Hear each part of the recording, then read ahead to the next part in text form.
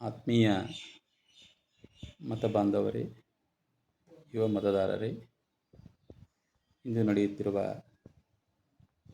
2024ನೇ ಲೋಕಸಭಾ ಚುನಾವಣೆ ಈ ದಿನ ಮತದಾನ ನಡೆಯುತ್ತಿದ್ದು, ಈ ಮತದಾನದ ಪ್ರಕ್ರಿಯೆಯಲ್ಲಿ ಎಲ್ಲರೂ ಪಾಲ್ಗೊಂಡು ದೇಶದ ಅಭಿವೃದ್ಧಿಗಾಗಿ, ದೇಶದ ಅಭಿವೃದ್ಧಿಯತ್ತ ಚಿಂತನೆ ಮಾಡುವ ವ್ಯಕ್ತಿಗಳಿಗೆ ತಮ್ಮ ಅತ್ಯಮೂಲ್ಯವಾದ ಮತವನ್ನು ನೀಡಬೇಕು.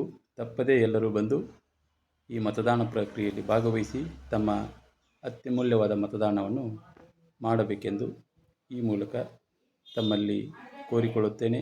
ಹಾಗೆಯೇ ತಮ್ಮ ಮನೆಯಲ್ಲಿರ್ತಕ್ಕಂಥ ಎಲ್ಲ ಮತದಾರರನ್ನು ಬೇಗ ಕರೆತಂದು ತಮ್ಮ ಮತಗಳನ್ನು ಚಲಾಯಿಸಬೇಕೆಂದು ಈ ಮೂಲಕ ತಮ್ಮಲ್ಲಿ ಕೋರಿಕೊಳ್ತಾ ಇದ್ದೇನೆ.